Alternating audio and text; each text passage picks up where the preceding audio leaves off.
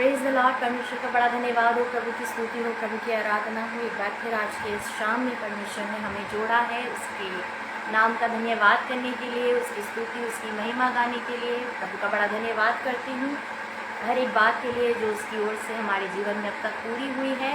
हमारा सहायक, हमारे साथ रहने वाला, हर समय मेरे और आपके सहायता के लिए तत्पर रहने वाला, हमारा जीवित, हमारा विश्वास योग्य, हमारा वायदों को पूरा करने वाला परमेश्वर मेरे और आपके साथ हर पल में है। मैं धन्यवाद करती हूँ ऐसे महान सामर्थी परमेश्वर की हम उपासना करते हैं। प्रभु का धन्यवाद करती हूँ, उसने ये समय हमारी ज़िंदगी में दिया है और ये हमें इस समय में जोड़ा है कि हम उसकी आराधना, उसका धन्यवाद कर सकें। इस पेज के लिए, इस मीडियम के लिए, हर एक जन के लिए जो अपने एफर्ट्स करता है, प्रभु बहुत आयत से आशीषित कर रहा है और करेगा, क्योंकि परमेश्वर अपने वायदों का सच्चा है।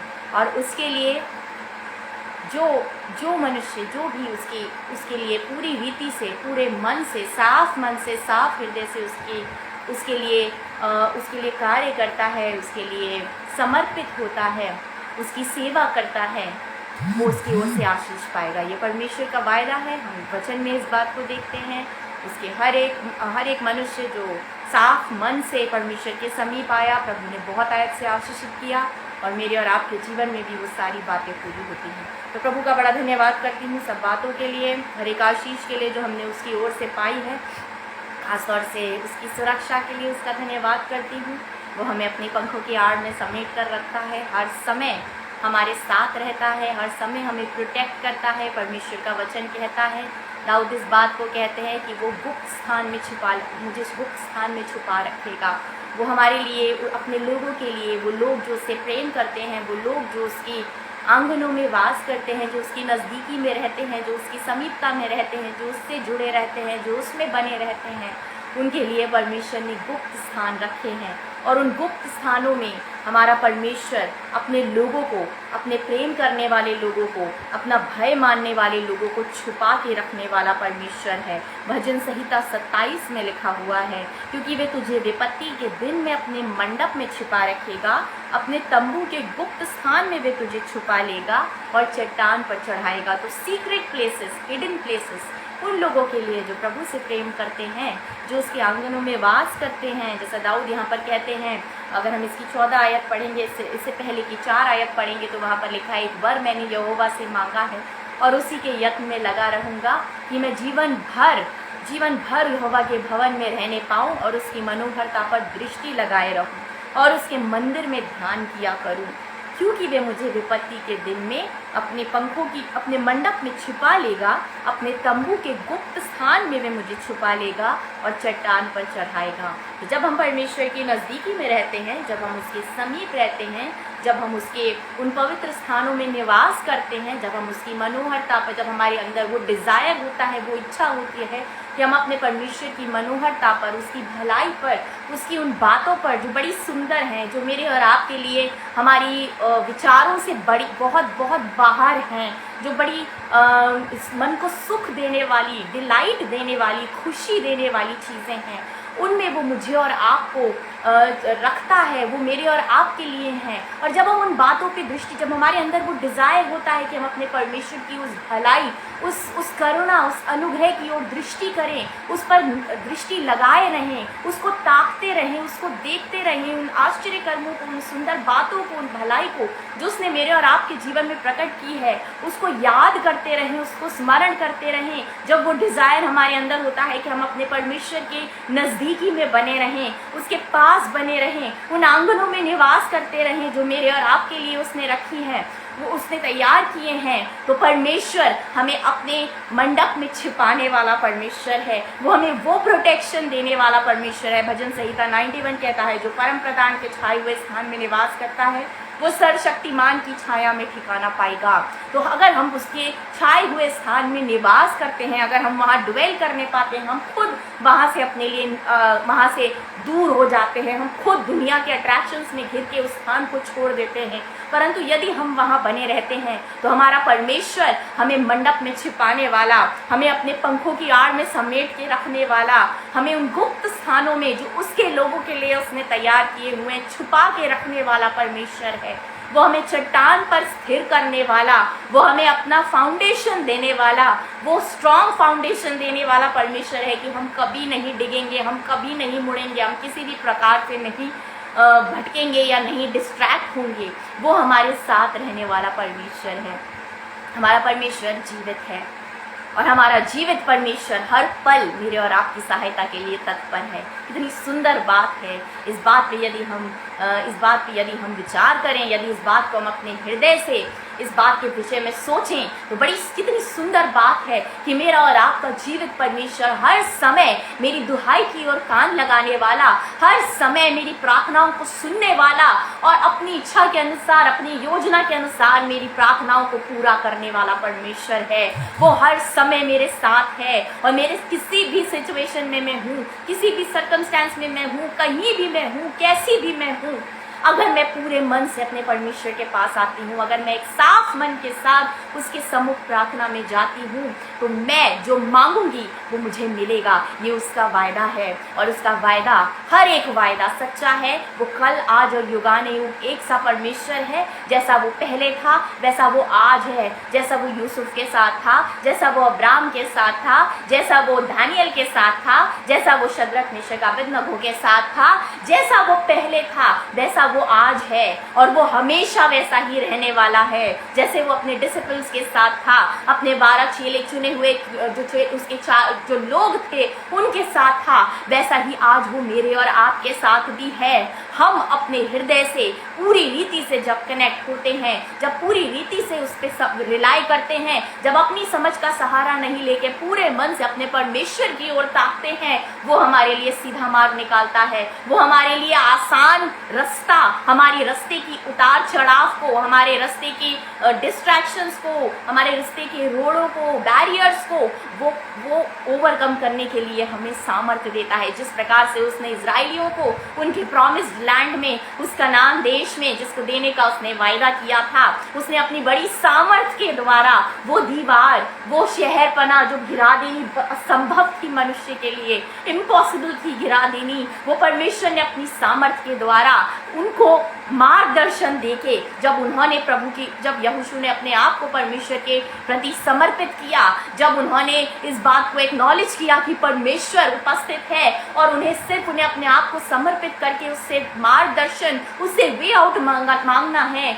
उन्होंने जब उस मनुष्य, उस स्वर्गदूत, वो जो हाथ में नंगी तलवार लिए हुए खड़ा था, उसके सामने अपने सर को झुकाया, दंडवत किया और मांगा कि बताओ कि यहोवा मुझे बताए कि वो क्या चाहता है, मैं क्या करूं, मेरे लिए उसकी क्या आज्ञा है। जब उन्होंने वो आज्ञा मांगी तो परमेश्वर ने उनको मार्गदर्शन दिया और प्रभु ने उनको जो मार्गदर्शन दिया उन्होंने फॉलो किया। उनकी ओबीडियंस, उनके फेथ, उनके समर्पण से उन्होंने वो बैरियर जो उनके उस प्रॉमिस को पूरा होने देने के बीच में एक बैरियर था, एक रुकावट था, उसको ओवरकम किया परमेश्वर की सामर्थ्य के द्वारा। मेरे और आपकी ज़िंदगी में भी हमें वो सामर्थ्य मिलती है जब हम उसके साथ नम्रता से बने रहते हैं, जब हम उसके प्रति समर्पित रहते हैं, जब हम ओबीडियंट बने रहते हैं। जो परमेश्वर हमसे कहता है, जो रास्ता वो हमें दिखाता है, वो हमारे लिए कन्वीनियंट हो ना हो, वो हमारे लिए आसान हो ना हो,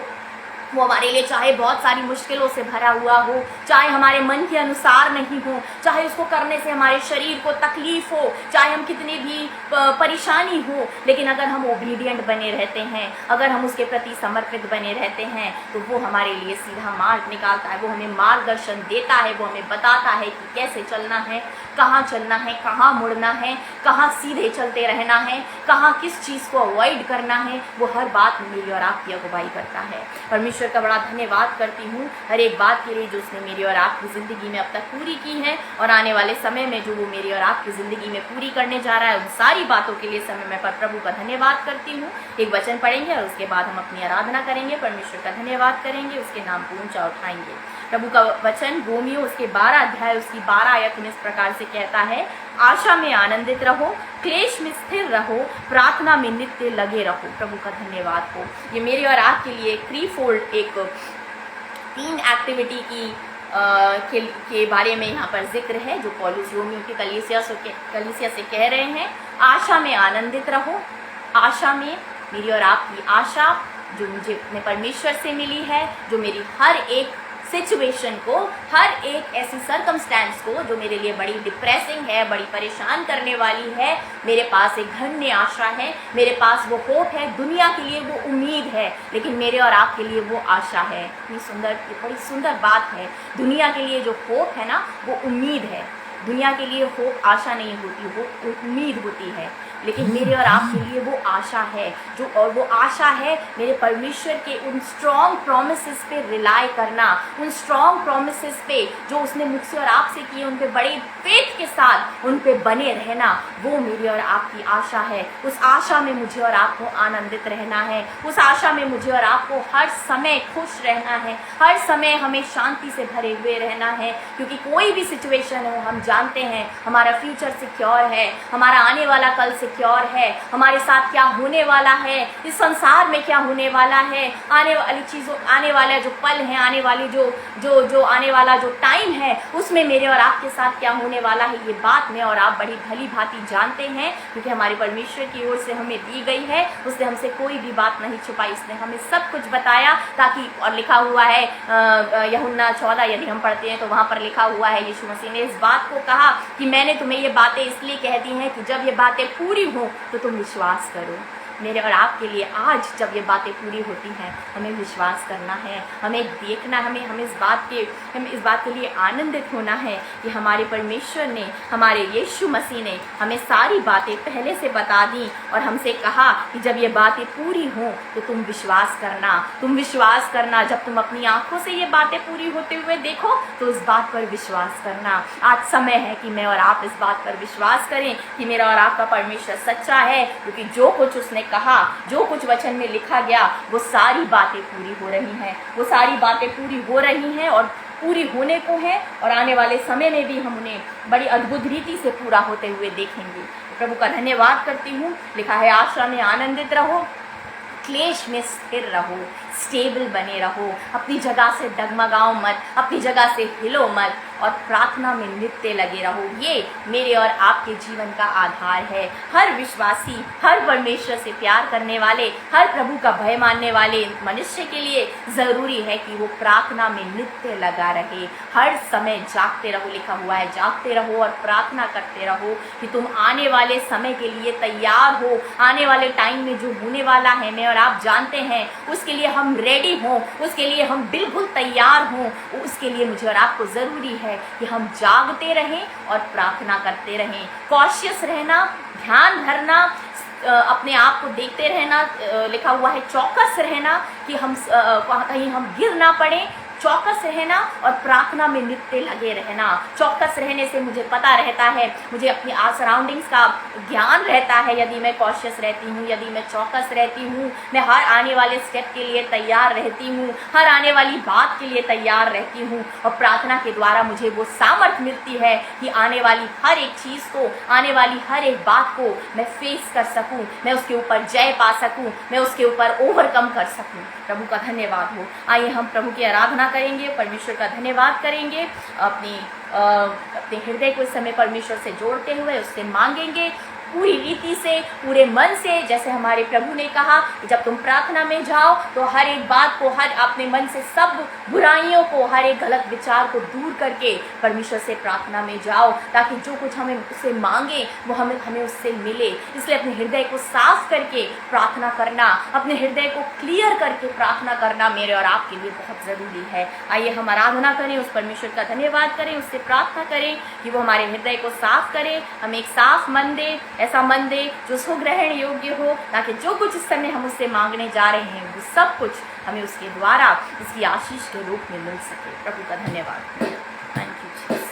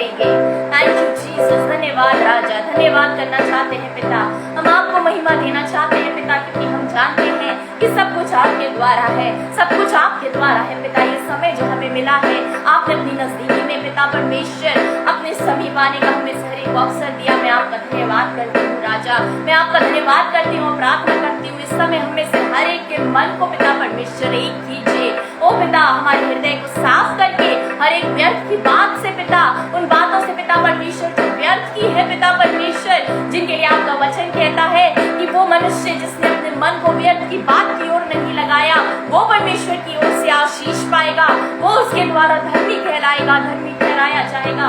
ओ पिता परमेश्वर, वो व्यर्थ की बातों से हमें दूर कीजिए पिता, हमारे हृदय से उनको निकालिए पिता, और हमें एक मन कीजिए, एक पिता परमेश्वर मन कीजिए, ताकि हम जो आपसे मांगे हमसे आपसे पा सके पिता परमेश्वर। धन्यवाद करती हूँ, थैंक यू जीसस, धन्यवाद यीशु।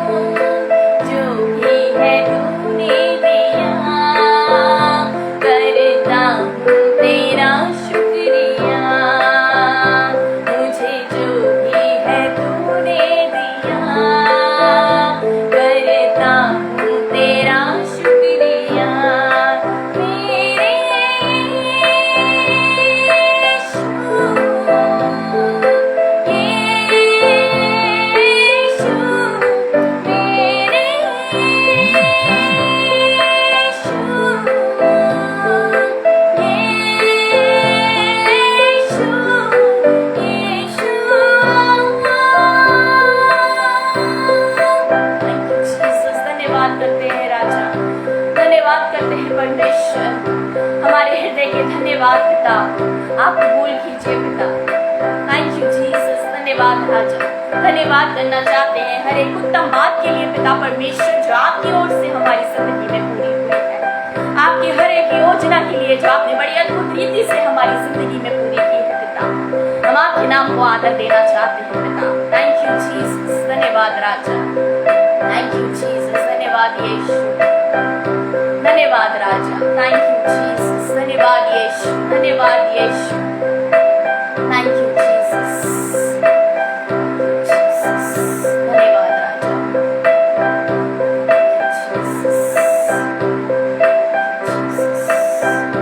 धन्यवाद हो राजा पिता, आपका धन्यवाद हो, आपकी महिमा हो, आपकी स्तुति हो। धन्यवाद यीशु। मेरा दिल बने तेरा सिंहासन, मेरी आत्मा तेरा आसन। मेरा दिल बने तेरा सिंहासन, मेरी आत्मा तेरा आसन। मेरे मन में तू हो विराजमान यीशु मेरे, तू है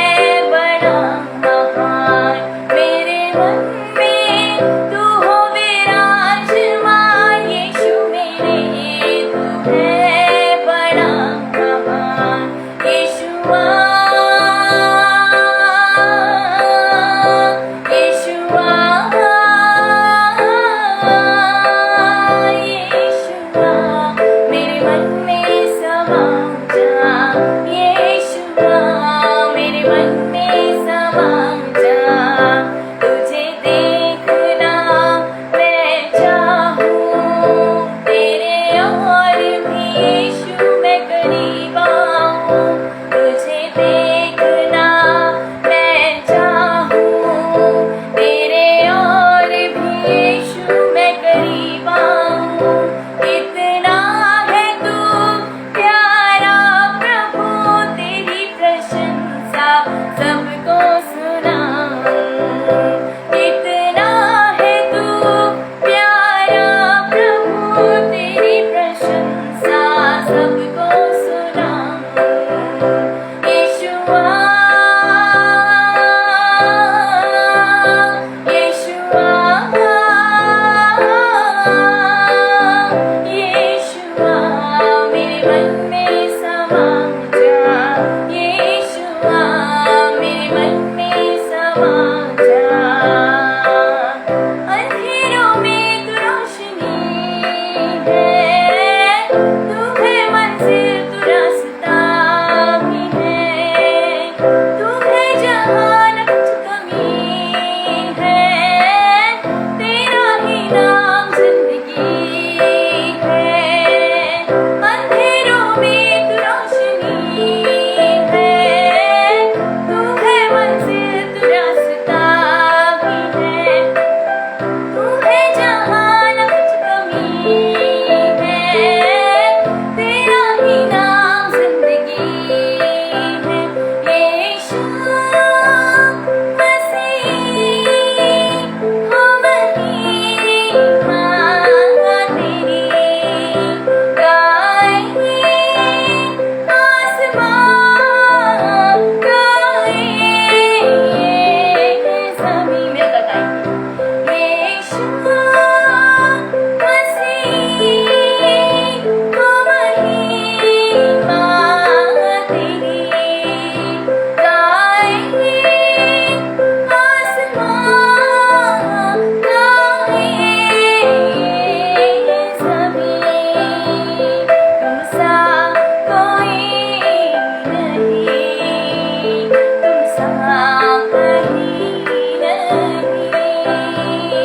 अब है पूरा यकीन, तुम सा कोई नहीं, तुम सा कोई नहीं, तुम सा कहीं नहीं, अब है पूरा यकीन, तुम सा कोई नहीं। यीशु मसीह हो महिमा तेरी, गाए आसमां, गाए ज़मीं। उठते हुए उफानों में तू ही मेरी चट्टान, बढ़ती हुई लहरों पे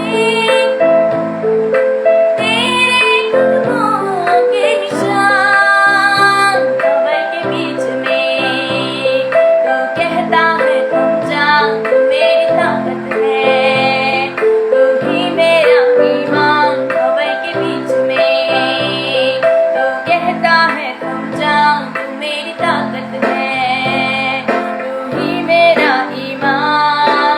बीते कल में तू साथ मेरे था, आज भी मेरे साथ में है खड़ा, आने वाले कल में भी होगा।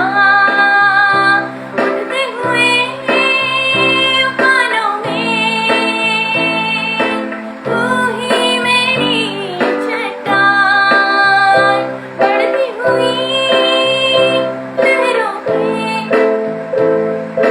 तेरे कदमों के निशान। बीमारियों में तू कहता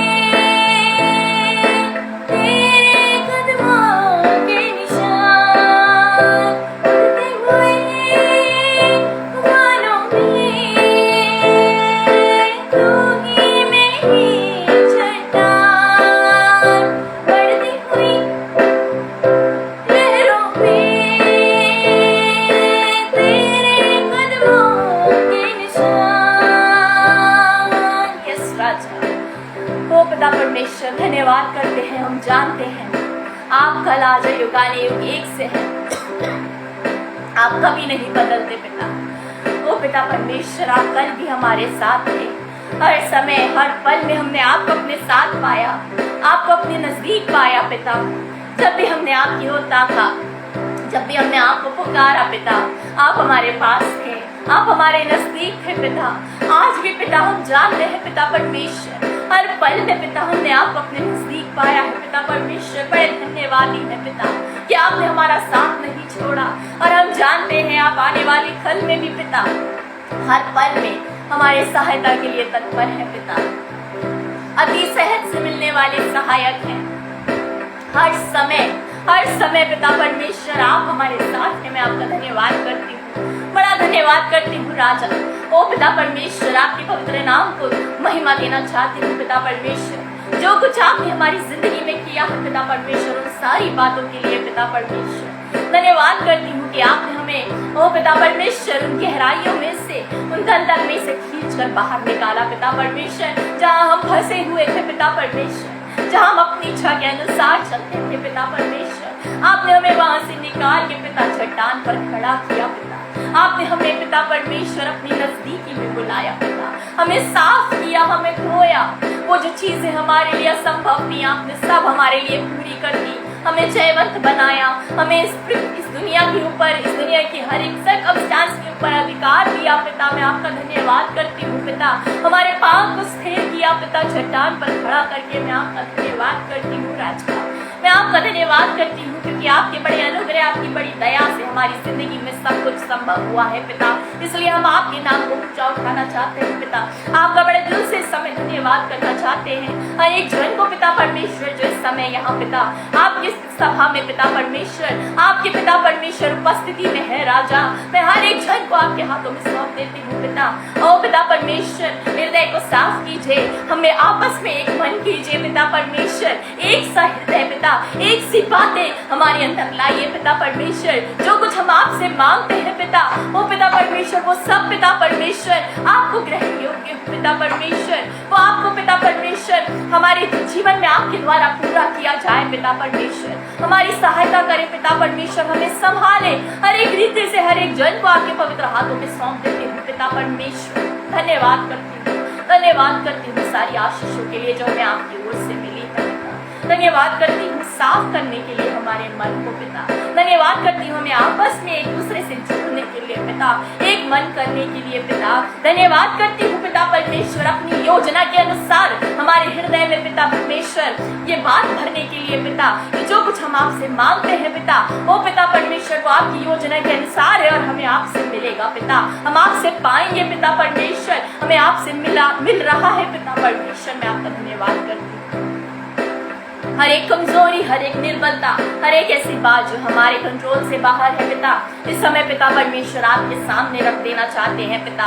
हम जानते हैं हम निर्बल हैं, हम शरीर से बहुत थके हुए हारे हुए लोग हैं पिता परमेश्वर, हम अपने आप से परेशान हैं पिता परमेश्वर, लेकिन आपके पास हर एक निर्बलता के लिए पिता वो सामर्थ है जो हमें स्टेबल बनाती है, जो हमें स्थिर करती है पिता परमेश्वर। उस सामर्थ से इस घड़ी हम में से हर एक को भर दीजिए पिता।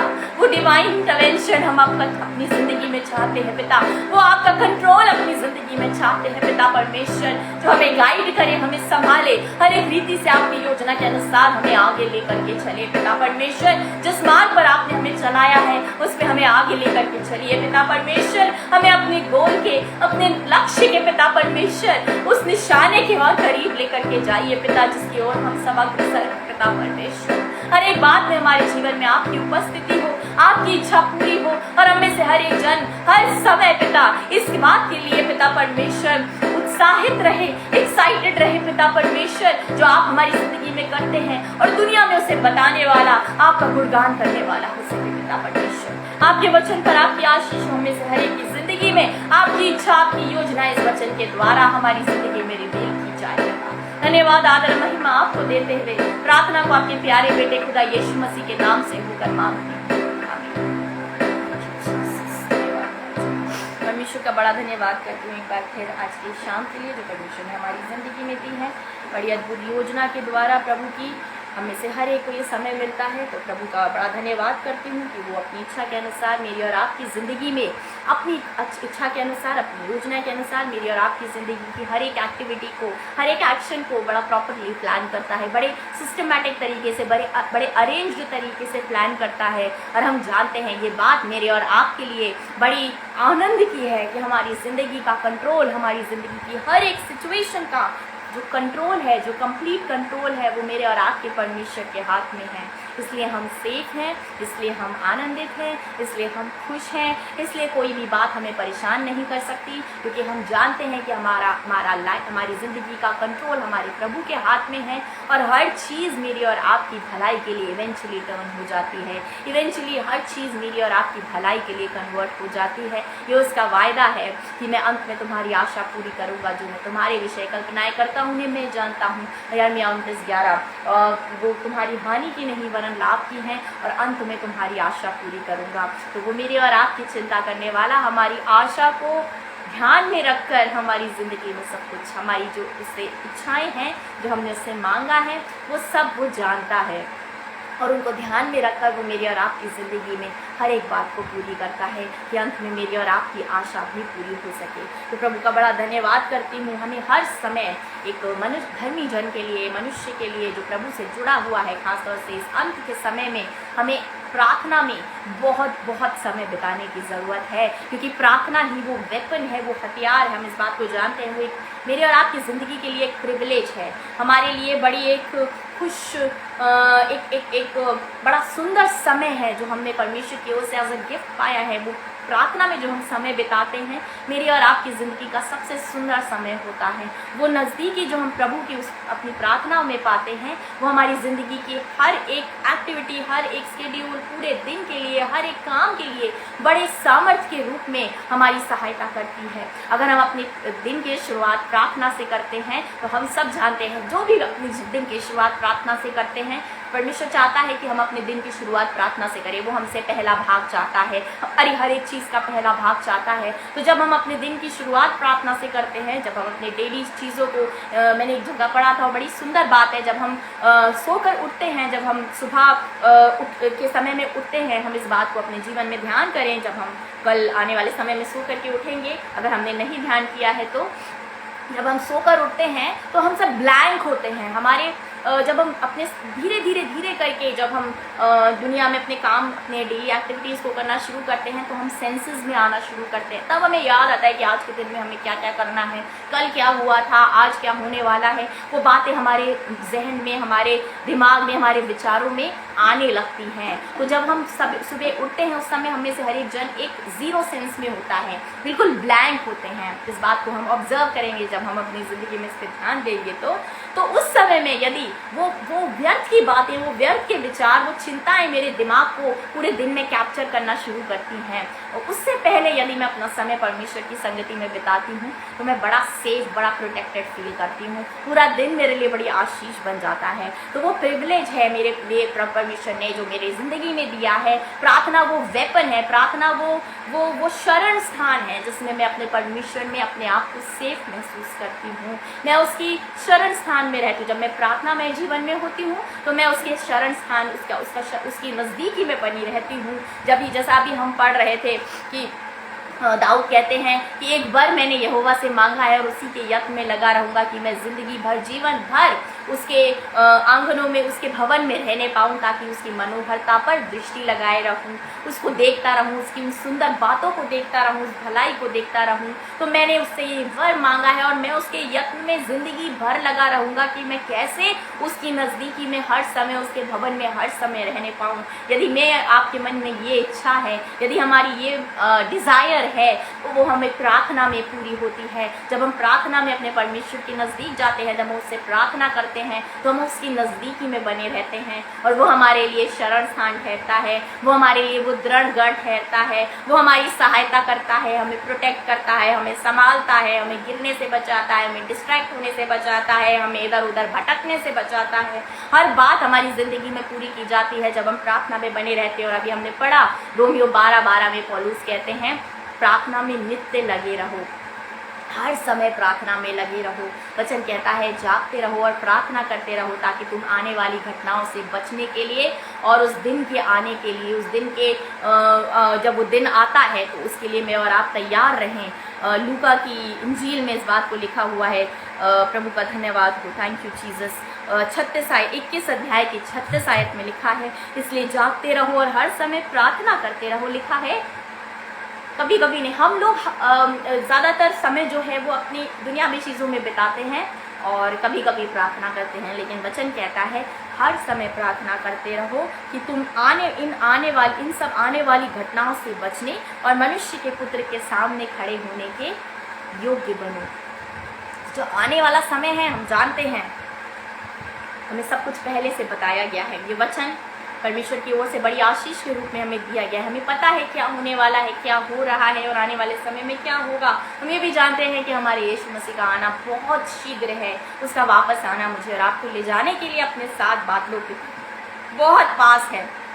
इस बात को हम भली भांति जानते हैं। तो आने वाले समय में क्या चीज़ें होने वाली हैं, हम ये इस वचन के द्वारा हमारे जीवन में प्रकट किया गया है, हमारे प्रभु के द्वारा एक आशीष के रूप में।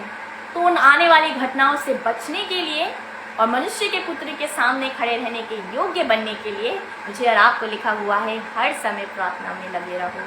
हर समय हमें प्रार्थना में लगे रहना है, क्योंकि प्रार्थना के द्वारा हमें वो सामर्थ मिलती है। हर समय मीन्स हर समय, हर पल में मुझे और आपको प्रार्थना में यदि हम अपने एक्टिविटीज़ में, अपने काम में भी हूँ, यदि हम अपने जॉब्स पर या अपने दिन के जो हम कार्य करते हैं वो भी करते हूँ, हमें परमेश्वर से कनेक्टेड रहना है। प्रार्थना में लगे रहने का मतलब है हमें उसके पास बने रहना है, उसके नज़दीक बने रहना है।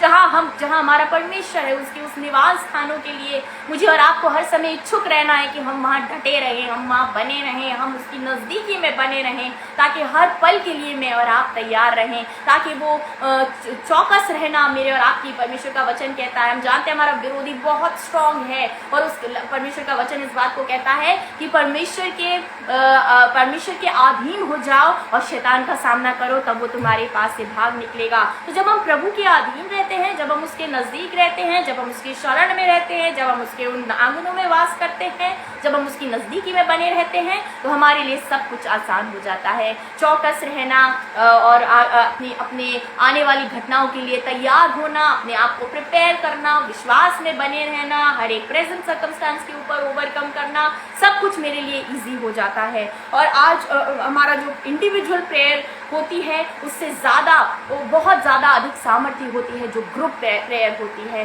क्योंकि तब मैं और आप जो हैं इंडिविजुअल प्रेयर में एक विश्वासी जो है वो परमेश्वर से मांगता है, उससे प्रार्थना करता है। मगर जो ग्रुप प्रेयर होती है, जो संगति होती है, जो विश्वासियों की संगति है, जो विश्वासियों का प्रार्थना करना है, वो एक साथ एक मंडली में होकर बैठकर प्रार्थना करना है, वो उस समय जो है बहुत सारे विश्वासी जो हैं वो एक मन होकर वही बात परमेश्वर से जब मांगते हैं तो उनके लिए बहुत जल्दी वो सारी चीज़ें पूरी हो जाती है। और हम इस बात का एग्जाम्पल देखते हैं, अगर हम पढ़ते हैं प्रेरितों के काम 12 अध्याय, तो यदि हम पढ़ते हैं वहाँ पर बड़े सुंदर रूप से जिक्र है किस प्रकार से ऐसे ट्रिब्यूलेशन में, ऐसे पीरियड में जब सब जगह डर है, सब जगह भय है कि आने वाले समय में क्या होने वाला है, उस समय लिखा हुआ है कि जो कलीसिया है वो लॉ लगाकर पतरस के लिए, जो पतरस बंदी गृह में हैं उनके लिए प्रार्थना कर रही थी। अगर हम उस सिचुएशन को देखेंगे तो वो बड़ी डिफ़िकल्ट है, बड़ी भय दिलाने वाली सर्कमस्टांसेस हैं,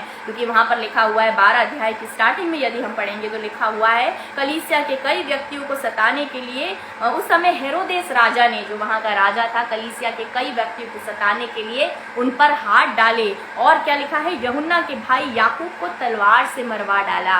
यहाँ पर याकूब जो है उनको ऑलरेडी मरवा डाला गया है। पतरस को भी उन्होंने, जो हेरोदेस है, पतरस ने उसको बंदी गृह में डाल दिया है, क्योंकि उसको ये समझ में आ रहा है, उसको दिखाई दे रहा है कि लोग जो हैं, यहूदी लोग जो हैं वो ऐसा करने से बड़े आनंदित हो रहे हैं, यहूदी लोगों को ये बात अच्छी लग रही है। वो सताव जो कलीसिया के ऊपर हो रहा है, वो जो उनको बंदी गृह में डाला जाना या उनके साथ जो उनका मारा जाना, उनको परेशान किया जाना, वो सब वो यहूदियों को बड़ा पसंद आ रहा है। तो इसलिए पतरस को भी उठा के बंदी गृह में डाल दिया गया है हेरोदेस के द्वारा। और उस समय जो है लोग जो हैं, जो कलीसिया है जहाँ भय होना चाहिए, जहाँ बड़ा डर होना चाहिए, ये सर्कमस्टेंस है, बड़े अटैक्स हैं, बड़ा एप्रीहेंशन है आने वाले कल को लेके, आने वाले समय के लिए कुछ भी क्लियर नहीं है क्या होने वाला है, कुछ भी पता नहीं है, आने वाले समय में कुछ भी हो सकता है। बड़ी एडवर्स सिचुएशन है, जो विरोधी है वो पूरी रीति से हेरोदेस को और यहूदियों को यूज कर रहा है कि वो किस रीति से उस चर्च को तोड़े, उन लोगों के बीच में भय क्रिएट करें, उन लोगों के बीच में डिफरेंसेस क्रिएट करें, और किसी भी रीति से जो परमेश्वर का काम हो रहा है, जो बड़ी अद्भुत रीति से उस समय हो रहा था, वो रुक जाए, वो कहीं ना कहीं स्टॉप हो जाए। आज भी वैसी ही सिचुएशन है। हमारा विरोधी हर समय तैयार है, वो गरजने वाले सी की नाई घूमता है कि किसको फाड़ खाए, खोजता है, वो उस खोज में रहता है कि किसको फाड़ खाए। वो बड़ा शक्तिशाली है। तो हम जानते हैं इस बात को, और वचन कहता है हम उसकी युक्तियों से अनजान नहीं हैं। वचन इस बात को कहता है। तो हमारा विरोधी बहुत बहुत स्ट्रांग है, वो बड़ा हर समय तैयार रहता है, हर समय खोज में रहता है कि वो किस रीति से परमेश्वर के कार्य को रोके, किसी भी रीति से, किसी कुछ भी उसे करना पड़े परंतु परमेश्वर का कार्य रुक जाए, वो इसके लिए हमेशा तत्पर रहता है। और मेरे और आपके लिए ज़रूरी है ऐसे समय में कि हम और समुखी करें, और प्रार्थना में जाएं, और प्रार्थना करें, और परमेश्वर के नज़दीक जाएं, और उससे मांगें। विश्वासियों का समूह जब प्रार्थना करता है तो बड़े बड़े काम हो जाते हैं, बड़ी बड़ी डिफिकल्ट सर्कमस्टांसेस जो हैं वो आसान हो जाती हैं, बड़ी बड़ी विपत्तियां, बड़ी बड़ी परेशानियां जो हैं वो आशीषों में कन्वर्ट हो जाती हैं, सिचुएशंस बदल जाती हैं, सब कुछ बदल जाता है अगर हम प्रार्थना में जुड़े रहते हैं। याकूब की पत्री और 5 अध्याय और 16 आयत में इस प्रकार से लिखा है, अगर हम पढ़ते हैं याकूब की पत्री उसका 5 अध्याय 16 आयत में लिखा है, इसलिए तुम आपस में एक दूसरे के सामने अपने अपने पापों को मान लो और एक दूसरे के लिए प्रार्थना करो जिससे चंगे हो जाओ। धर्मी जन की प्रार्थना के प्रभाव से बहुत कुछ हो सकता है। प्रभु का धन्यवाद हो। तो यहाँ पर रोमियो 12 में हम देख रहे हैं कि जो विश्वासियों का समूह है, जो कलीसिया है, जो एक मन होकर प्रार्थना कर रही है, इनकी प्रार्थना की कुछ विशेष ट्रेट्स हैं जो आज हम देखने जा रहे हैं, कुछ विशेष बातें इनकी प्रार्थना में, और वो जो प्रार्थना है वो इतनी इफेक्टिव है कि जो वो मांग रहे हैं वो हो रहा है। सबसे पहली चीज़ जो है उनकी प्रेयर जो है उसके विषय में लिखा हुआ है कि वो पहले एक वर्ड वहां पर लिखा है परंतु, यानी यहाँ पर लिखा है बंदी गृह में पतरस बंद था परंतु कलीसिया, यानी सिचुएशन डिफिकल्ट थी, सिचुएशन एडवर्स थी, परंतु बट लोग क्या कर रहे थे, कलीसिया क्या कर रही थी, विश्वासी क्या कर रहे थे, वो प्रार्थना कर रहे थे। तो ये परंतु वर्ड जो है यहाँ पर बड़ा एम्फसाइज किया गया है कि उनको डरना चाहिए, उनको भय करना चाहिए, उनको जो सिचुएशन है उसके हिसाब से उनका रिएक्शन कुछ और होना चाहिए। परंतु का मतलब होता है कि कुछ अलग हो रहा है, कुछ डिफरेंट हो रहा है, जो नहीं होना चाहिए वो बात हो रही है। तो यहाँ पर जो लोग हैं वो बंदी गृह में पतरस हैं, परंतु जो कलीसिया है वो प्रार्थना कर रही है। और इनकी प्रार्थना के विषय में जो चीज़ें हैं, जो कैरेक्टरिस्टिक्स हैं, पहली चीज़ वो एक फर्वेंट प्रेयर है, यानी बहुत लॉ लगाकर कंटिन्यूअस बियॉन्ड बाउंड्रीज। फर्वेंट का मतलब होता है कि वो लोग बियॉन्ड बाउंड्रीज प्रेयर कर रहे हैं, विदाउट सीजिंग, बिना रुके, बिना थके, बिना ब्रेक लिए वो प्रेयर में लगे हुए हैं। लॉ लगाकर प्रार्थना कर रहे हैं, लॉ लगाकर प्रार्थना कर रहे हैं, लॉ लगाकर पूरी रीति से परमेश्वर से कनेक्ट होके, बिना किसी रुकावट के, बिना डिस्ट्रैक्ट हुए, बिना ब्रेक लिए, विदाउट सीजिंग, बिना रुके हुए वो प्रार्थना में लगे हुए हैं। बियॉन्ड बाउंड्रीज यहाँ पर जो वर्ड है, जो लॉ लगाकर, मतलब जो जितना होना चाहिए उससे ज़्यादा वो लोग प्रार्थना कर रहे हैं। बाउंड्रीज से बाहर, जो बाउंड्रीज हैं उससे बाहर जा कर के वो प्रार्थना कर रहे हैं। दूसरी चीज़ जो इनकी प्रार्थना के बारे में है, परमेश्वर से प्रार्थना कर रहे हैं। बहुत सारे लोग हैं जो आज भी बहुत सारे लोग जो होते हैं वो जब प्रार्थना करते हैं तो वो प्रार्थना को फ्रेम करते हैं, मतलब प्रार्थना इस तरीके से करते हैं कि लोग जो हैं आसपास के, उनके जहन में, उनके दिमाग में जब वो बात जाए तो उन्हें ये सोचते हुए कि उनको कैसा लगेगा जो आसपास बैठे हुए हैं, वो अपने प्रार्थना को उस तरीके से करते हैं कि आसपास के लोग क्या सोचेंगे, मुझे ऐसे प्रार्थना करनी चाहिए, मुझे वो प्रार्थना करनी चाहिए। वो आसपास के लोगों को ध्यान रखते हुए प्रार्थना करते हैं। परंतु यहाँ जो प्रार्थना हो रही है वो विश्वास से भरी हुई परमेश्वर से की जा रही है, प्रभु को एड्रेस्ड है, परमेश्वर तक पहुँच रही है, परमेश्वर से लॉ लगाकर प्रार्थना कर रहे हैं, लिखा हुआ है। और उसके साथ एक और बात जो यहाँ पर लिखी है वो है फोकस्ड प्रेयर है उनकी, लिखा हुआ है। परंतु कलीसिया उसके लिए लॉ लगाकर परमेश्वर से प्रार्थना कर रही थी। तो उनका जो सब्जेक्ट है, उनका जो प्रार्थना का विषय है वो बड़ा क्लियर है। जब बहुत सारे लोग, विश्वासी लोग एक मन होके एक ही चीज़ के लिए प्रार्थना करते हैं तो वो चीज़ उनके लिए पूरी हो जाती है। अभी हमने पढ़ा आपस में एक मन होके एक दूसरे के लिए प्रार्थना करो। तो जब विश्वासियों का समूह एक मन होके एक चीज़ मांगता है तो वो बहुत जल्दी पूरी हो जाती है। परंतु ऐसा नहीं होना चाहिए कि बहुत सारे लोग बैठे हुए हैं परंतु अलग अलग विषयों के बारे में या अपने अपने बारे में अपने अपने नीड्स के सेटिस्फाई करने के लिए प्रार्थना कर रहे हैं।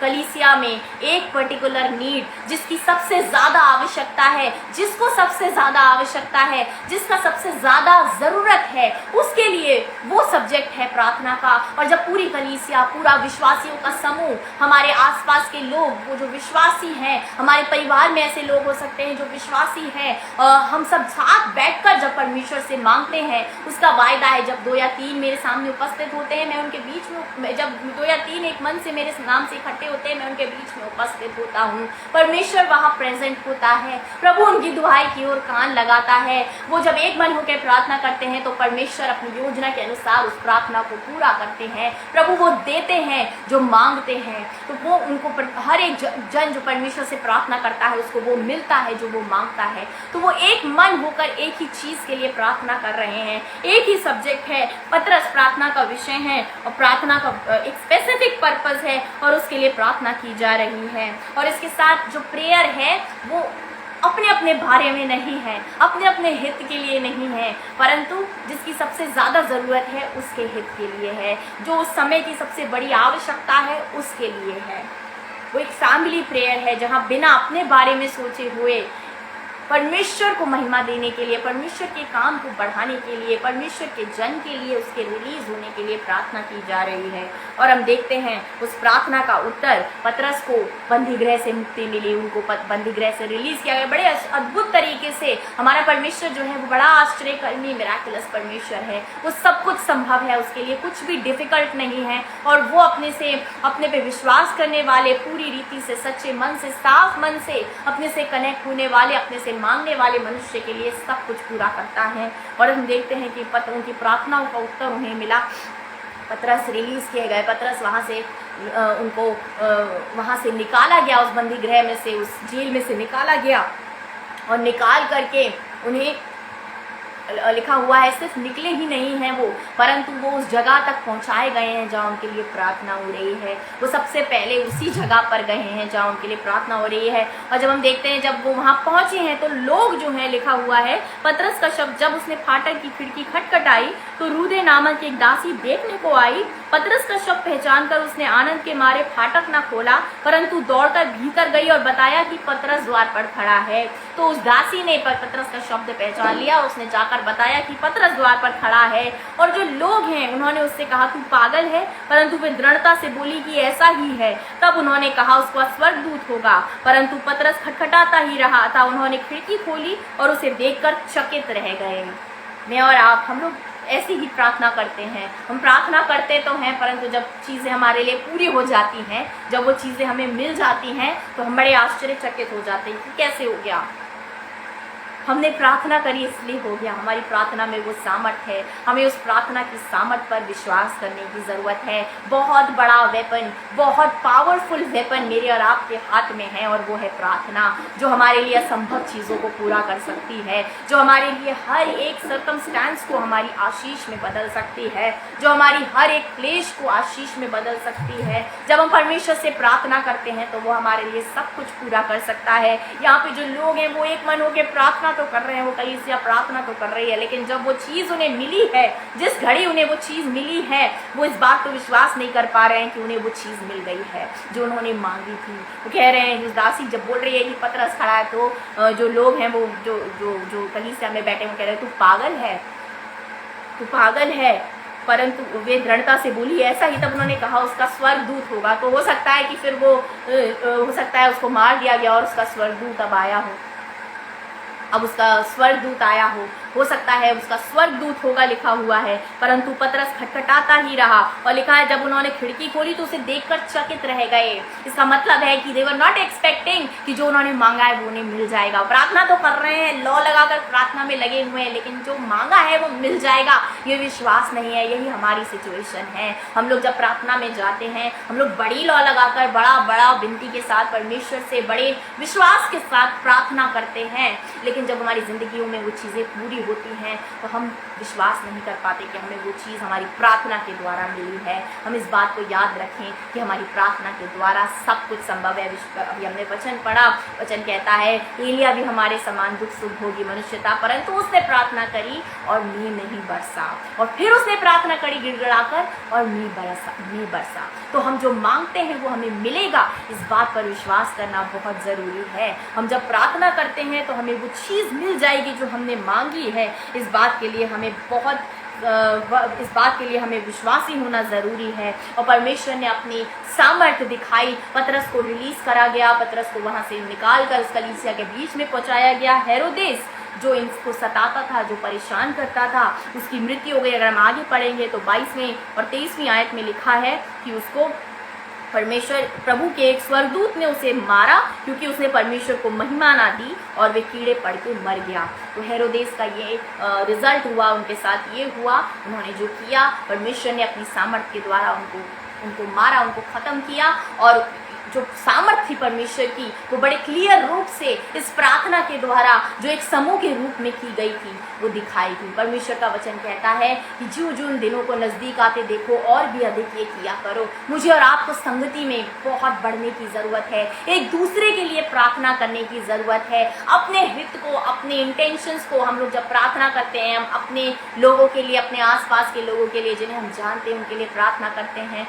परंतु हमें ज़रूरत है कि हम एक कलीसिया के रूप में एक ऐसे नीड के लिए, ऐसी चीज़ों के लिए जो परमेश्वर की योजना में है, जो प्रभु को महिमा दिलाएं, जिसके द्वारा परमेश्वर की महिमा हो, जो मेरे और आपके प्रभु के लिए महिमा लेकर के आए, उन विषयों के लिए प्रार्थना करें, उन बातों के लिए प्रार्थना करें, एकजुट होकर, एक मन होकर, क्योंकि परमेश्वर की इच्छा के अनुसार जब हम प्रार्थना करते हैं तो वो चीज़ पूरी हो जाती है और बड़ी अद्भुत रूप से पूरी हो जाती है। तो हम अपने हित को, अपनी बेनिफिट्स को साइड रखते हुए, अपने डिजायर्स को साइड रखते हुए, हम उन लोगों के लिए जिनको सच में आवश्यकता है, जिनको बचाए जाने की, जिनको मन फिराव की, जिनको परमेश्वर की नज़दीकी में आने की, जिन्हें परमेश्वर की उस महिमा को देखने की, उस महिमा को जानने की आवश्यकता है, उनके लिए प्रार्थना करें। वो लोग जो वापस जा रहे हैं, वो लोग जो बैकस्लाइड हो रहे हैं, जो प्रभु से दूर होते जा रहे हैं, उनके लिए प्रार्थना करें कि किसी रीति से वो लौट आए, किसी रीति से वो परमेश्वर के नज़दीक बने रहें। हम अपने डिज़ायर्स को छोड़ के, अपने बेनिफिट्स को छोड़ के,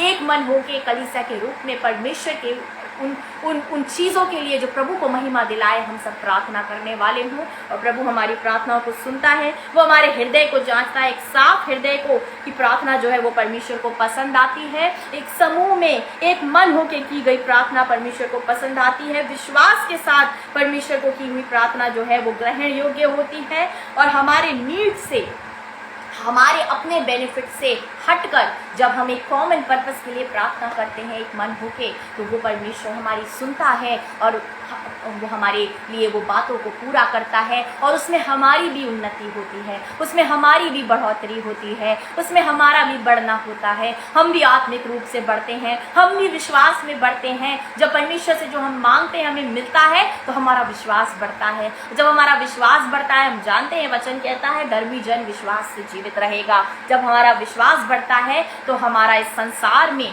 स्टेबल होना, स्थिर होना बढ़ जाता है। हम ज़्यादा स्टेबल, ज़्यादा स्थिर हो जाते हैं। हम परिस्थितियों से घबराते नहीं हैं क्योंकि हमारा विश्वास इस पॉइंट पे होता है। तो प्रभु का धन्यवाद करती हूँ। परमेश्वर होने दे कि हमारे जीवन में ये वचन कार्य करने वाला हो। जब हम प्रार्थना करें साफ मन के साथ, एक मन होके, एक विषय के लिए, विषयों को आइडेंटिफाई करते हुए प्रार्थना करने वाले लोग हों। अपने हित के लिए नहीं परंतु दूसरे के हित के लिए, जिसको ज़रूरत है उसके लिए प्रार्थना करें। और परमेश्वर हमारी प्रार्थना को सुन के उत्तर देने वाला, धर्मियों की दुहाई की ओर कान लगाने वाला, हर एक विपत्ति में हमारे साथ रहने वाला, हमारी हर एक विनती को सुनने वाला और उनको हमारे जीवन में अपनी योजना के अनुसार पूरा करने वाला परमेश्वर है। प्रभु का धन्यवाद हो। आइए हम प्रार्थना करें। धन्यवाद करते हैं परमेश्वर सुंदर वचन के लिए। धन्यवाद करते एक बार फिर आज के समय में आपने हमें जोड़ा पिता, एक मन होकर आपका धन्यवाद करने का अवसर दिया पिता। मैं आपको महिमा देती हूँ, आपके द्वारा हमारी ज़िंदगी में पूरा हुआ है पिता परमेश्वर। आपके द्वारा पिता परमेश्वर हमारी ज़िंदगी की हर एक आशीष है, इसलिए हम आपके नाम को ऊंचा उठाते हैं पिता परमेश्वर और प्रार्थना करते हैं पिता परमेश्वर हमें से हर एक को साफ कीजिए, साफ हृदय दीजिए पिता। जब हम प्रार्थना में आए पिता परमेश्वर तो हमें से हर एक साफ हृदय के साथ आपके सम्मुख खड़ा हो पिता परमेश्वर, ताकि जो कुछ हम मांगे हमें याद हो कि हमें आपसे मिलेगा पिता परमेश्वर। हमारे साथ हो, हमारी अगुवाई करें। हर एक जन को आपके पवित्र हाथों में सौंपती हूँ इस समय में पिता परमेश्वर। हर एक उस जन को पिता जो पिता परमेश्वर जिस आपसे मांगता है पिता परमेश्वर, जो आपसे पिता परमेश्वर डिजायर रखता है पिता परमेश्वर, जो किसी भी प्रकार की पिता परमेश्वर होपलेसनेस में है, जो किसी भी प्रकार पिता परमेश्वर अपने जीवन में आशाहीन हो गया है पिता परमेश्वर, जो डिस्करेज्ड है पिता परमेश्वर, जो थका हुआ है पिता परमेश्वर, हर एक उस जन को पिता परमेश्वर इस समय मैं प्रार्थना में उठाती हूँ पिता परमेश्वर। हम एक मन होकर उनके लिए प्रार्थना करते हैं पिता।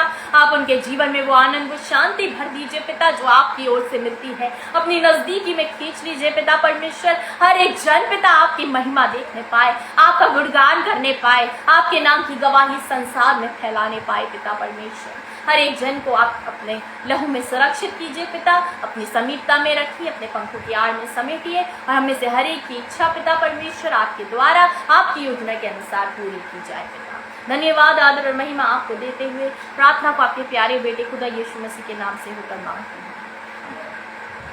प्रभु का धन्यवाद हो, परमेश्वर हमारी सहायता करे। आज के दिन में उसने हमें से हर एक को भरपूर रखा, आनंदित रखा। आने वाले समय में भी परमेश्वर की उपस्थिति मेरी और आपकी ज़िंदगी में बनी रहे। हम हर पल प्रार्थना में लगे रहें, हर समय कंटिन्यूसली हम परमेश्वर से जुड़े रहें, उससे कनेक्टेड रहें, उससे वो ऑयल प्राप्त करते रहें, उससे वो सामर्थ्य प्राप्त करते रहें जो हमारी सेवा में हमारी सहायता करे। हमें प्रभु के मार्ग पर बने रहने में, हर प्रकार से स्टेबल स्थिर बने रहने में वो हमारी सहायता करे और प्रभु की सुरक्षा, प्रभु की अगुवाई मेरे और आपके साथ हमेशा बनी रहे। यीशु मसीह की शांति और आनंद जो मेरे और आपके हृदय और से जो मेरे और आपके विचारों से परे है, वो मेरे आपके हृदय को प्रभु यीशु मसीह में सुरक्षित रखे। जय मसीह।